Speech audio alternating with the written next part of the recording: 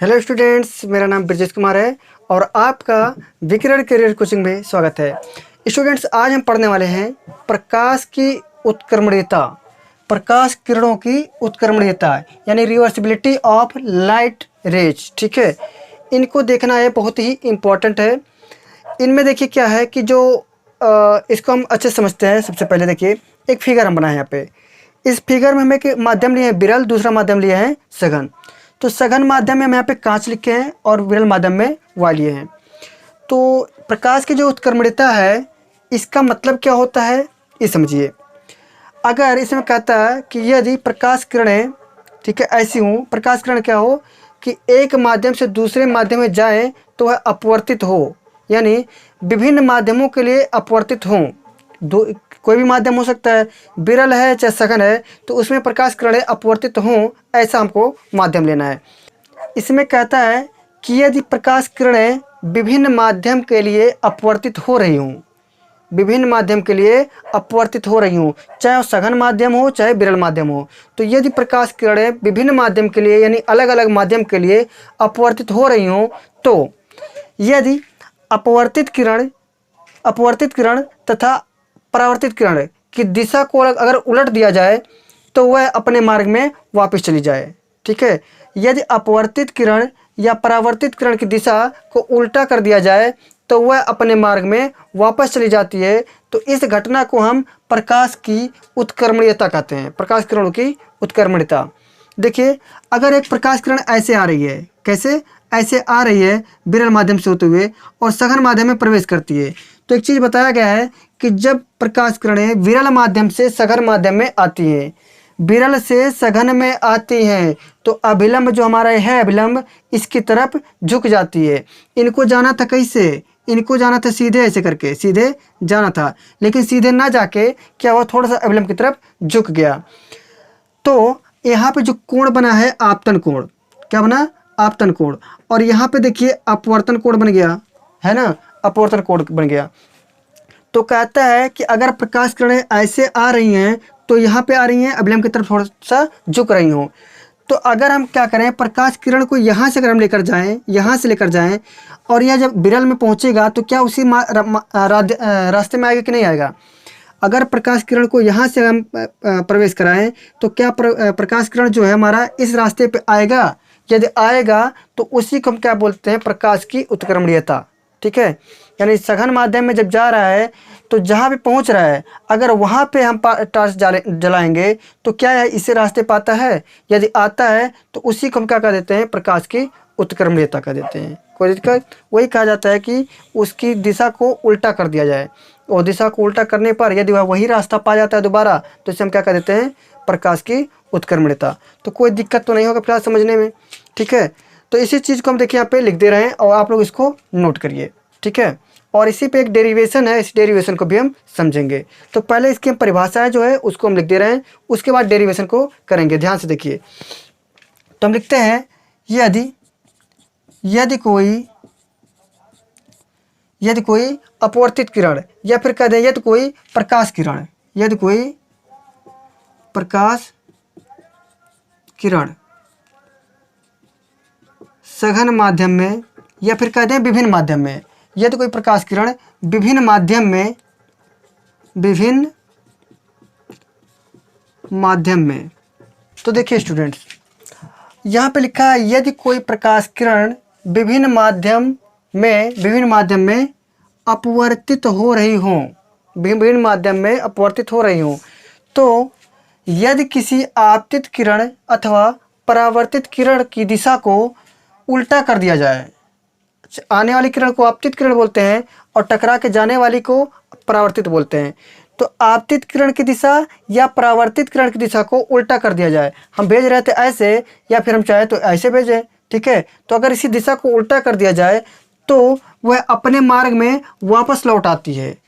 अगर लौट आती है तो इसी को ही प्रकाश की उत्क्रमणीयता का सिद्धांत कहते हैं। ठीक है, यदि कोई प्रकाश किरण की आपतित किरण की दिशा तथा परावर्तित किरण की दिशा को उल्टा कर दिया जाए, आ रहा था ऐसे, तो यहाँ पे आने के बाद में ऐसे चला गया, तो जहाँ पे गया है अगर यहाँ से हम प्रकाश किरण को वापस भेजें तो क्या इसी माध्यम में आ जाता है, उसी रास्ते पे आता है। तो यदि आता है तो इसी को हम बोल देते हैं प्रकाश का उत्क्रमणीयता का सिद्धांत। ठीक है, तो कहता है कि आपतित किरण की दिशा तथा परावर्तित किरण की दिशा को यदि उल्टा कर दिया जाए तो वह अपने मार्ग में या फिर अपने रास्ते पे वापस लौट आती है, तो इसे ही प्रकाश की उत्क्रमणीयता का सिद्धांत कहते हैं। ठीक है, आने वाली किरण ऐसी थी, टकरा के गई यहाँ पे, तो आने वाले को आपतित किरण बोलेंगे। क्या बोलेंगे?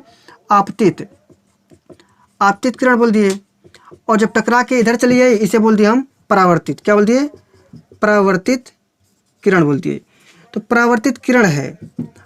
ठीक है, अब यहाँ पे देखिए क्या होता है कि आपतित किरण की दिशा ऐसे जा रही है और परावर्तन के बाद यहाँ पे आ रही है। क्या इसकी दिशा को हम बदल दें, यानी आ रहा था इधर और अब क्या हो रहा है? परावर्तित हो रहा है यहाँ पे।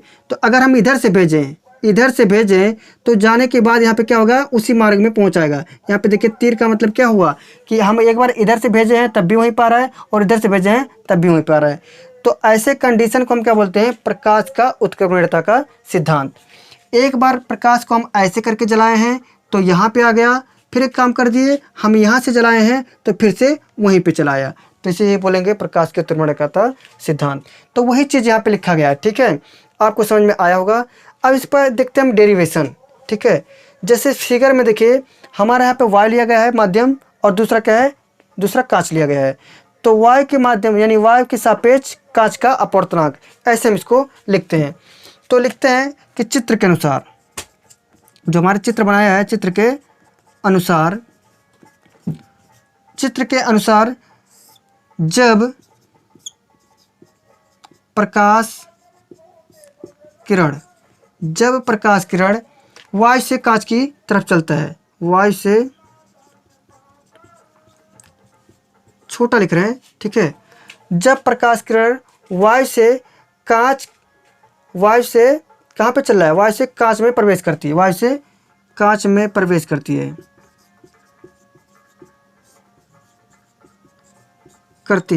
तो अपवर्तनांक, तो यहाँ पे हम अपवर्तनांक लिखते हैं। तो अपवर्तनांक हम लिखेंगे वायु से या फिर वायु के सापेक्ष कांच का अपवर्तनांक लिखेंगे, वायु के सापेक्ष कांच का अपवर्तनांक। देखिए वायु के सापेक्ष कांच का अपवर्तनांक हम इसको ऐसे लिखते हैं। देखिए वायु को लिखते हैं ए, अपवर्तनांक बनाता है एन, और जो कांच है उसको लिखते हैं जी, इस प्रकार से। तो हमको देखिए स्नेल के नियम से आपको एक चीज़ पता है कि ए एन जी बराबर होता है साइन आई अपान में साइन आर। देखिए यहाँ से जो आपतन कोण का मान बनता है और यहाँ पे जो अपवर्तन कोण का मान होता है उनके बट्टे में होता है, यानी उनके अनुपात के बराबर होता है स्नेल के नियम से। तो आपतन कोण का मान है कितना? आई है, और अपवर्तन कोण का मान है आर। ठीक है, विरल माध्यम में जो आपतन कोण का मान है आई, सघन माध्यम में जो बना है आर, इसी के अनुपात के बराबर होता है। तो इसको हम मान लेते हैं समीकरण 1। ठीक है, समीकरण 1 मान लेते हैं।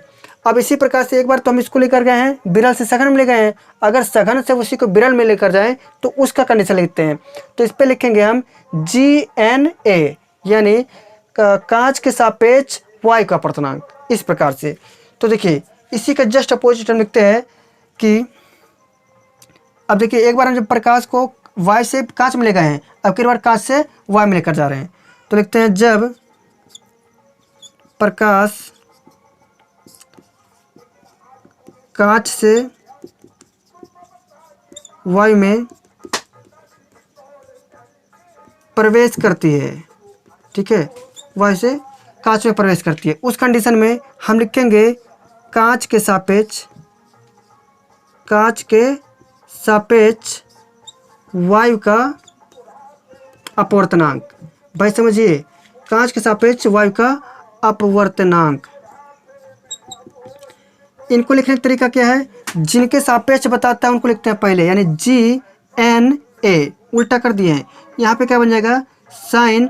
अब की बार क्या हो गया? जो हमारा यहाँ से हम प्रवेश करा रहे हैं तो ये हमारा क्या हो गया? R बन गया। ठीक है, देखिए भाई यही क्या बनेगा हमारा? साइन जो लिखा है यहाँ पे R लिखा है वही आपतन कोण बन गया अब की बार। ठीक है, क्योंकि प्रकाश किरण को ऐसे लेकर जा रहे हैं तो यहाँ पे अभिलंब के साथ में आपतित किरण की जो दिशा है, आपतित किरण और अभिलंब के साथ में जो कोण बनता है उसे हम बोलते हैं आपतन कोण। तो अब की बार आपतन कोण का मान जो है वह R के बराबर है, तो हम लिखेंगे साइन R बटे, यहाँ अपवर्तन कोण क्या बना है? I बना है, तो लिखेंगे साइन I। ठीक, इस समीकरण बन गया 2। कोई दिक्कत तो नहीं होना चाहिए। अब क्या करते हैं, समीकरण 1 और 2 का हम गुणा करा देते हैं। तो लिखते हैं समीकरण 1 गुणे समीकरण 2 से। तो समीकरण हमारा एक क्या है, एक है ANG और गुणे GNA। ऐसे गुणा कराएंगे तो हो जाएगा साइन I बटे साइन R हो जाएगा। पहला समीकरण गुणे इसका साइन R बटे साइन I। तो देखिए एक चीज़, साइन I से साइन I चिकन हो जाएगा, यहाँ पे साइन R से साइन R चिकन, तो बचेगा कितना, 1 बचेगा। हम इसको लिख सकते हैं ANG बराबर, यानी ANG गुणे GNA बराबर हो जाएगा 1 के। आप चाहिए तो इतना लिखिए और चाहे तो देखिए इतना आई थिंक आ रहा होगा स्क्रीन में। अगर नहीं आ रहा है तो हम लिखते हैं ऊपर, नहीं आया, ठीक है, नहीं आया, थोड़ा सा नहीं आया, ठीक है, इतना ही आया, हम इसको ऊपर लिख देते हैं, ठीक है, यहाँ पर लिख दे रहे हैं। अगर मान लीजिए नहीं आया है तो इनको हम लिख देते हैं गुणा करके, लिखते हैं ANG into GNA equal to 1 के। आप चाहो तो ऐसे लिख सकते हो, या फिर हम इसको क्या कर देते हैं, इसको यहीं पे छोड़ देते हैं, ठीक है, इसको यहीं पे छोड़ देते हैं। ये वाला गुणे में है तो बराबर को उधर जाएगा तो बटे, यानी इसको हम यहीं छोड़ देते हैं और ये गुणे में है तो बराबर को उधर जाएगा तो बटे। हम लिख सकते हैं ANG बराबर 1 बटे GNA। ये हो गया वायु के सापेक्ष कांच का अपवर्तनांक। इस प्रकार से आपका डेरिवेशन कंप्लीट हो गया, ठीक है, कोई दिक्कत। ये आपका फार्मूला हो गया। जब प्रकाश की उत्क्रमणीयता बनेगा तो उस कंडीशन में हमारा क्या होगा, ANG का व्युत्क्रम हो जाएगा GNA, ठीक है। यहाँ पे सिद्ध हो गया कि जो प्रकाश की किरणें हैं ये उत्क्रमणीयता का सिद्धांत शो कर रही हैं, यानी ANG पहला कांच के वायु के सापेक्ष कांच का अपवर्तनांक, इसी के उल्टे यानी व्युत्क्रम में है कि कांच के सापेक्ष वायु का अपवर्तनांक। तो आपको ये चीज़ क्लियर समझ में आया होगा, ठीक है। तो इसको एक बार फिर से नोट कर लीजिए, हम इसको एक बार फिर से समझा दे रहे हैं। देखिए कहता है यदि प्रकाश किरणें विभिन्न माध्यम में अपवर्तित हो रही हों तो यदि आपतित किरण की दिशा अथवा परावर्तित किरण की दिशा को उल्टा कर दिया जाए, यानी एक बार यहाँ से लेकर प्रकाश जलाते हैं और एक बार यहाँ से प्रकाश जलाते हैं, तो जब यहाँ से जलाते हैं तो हमारा आपतन कोण बनता है I, और जब यहाँ से, तब उसी कंडीशन में अपवर्तन कोण का मान यहाँ बन जाता है R। जब प्रकाश किरण को यहाँ से हम जलाते हैं तो इसको हम मान लेंगे आपतन कोण और ये बन जाएगा परावर्तन कोण, ठीक है, ऐसा बन जाता है। तो यही जो घटना होती है अगर उसी माध्यम में उसी रास्ते में फिर चला आता है तो इसे बोल देते हैं प्रकाश की उत्क्रमणीयता बोल देते हैं। चित्र के अनुसार लिखा है जब प्रकाश किरणें वायु से कांच में प्रवेश करती हैं, कहाँ से, वायु से कांच में प्रवेश करती हैं, तो वायु के सापेक्ष कांच का अपवर्तनांक यानी ANG होगा बराबर sine I by sine R, समीकरण 1 बन जाएगा।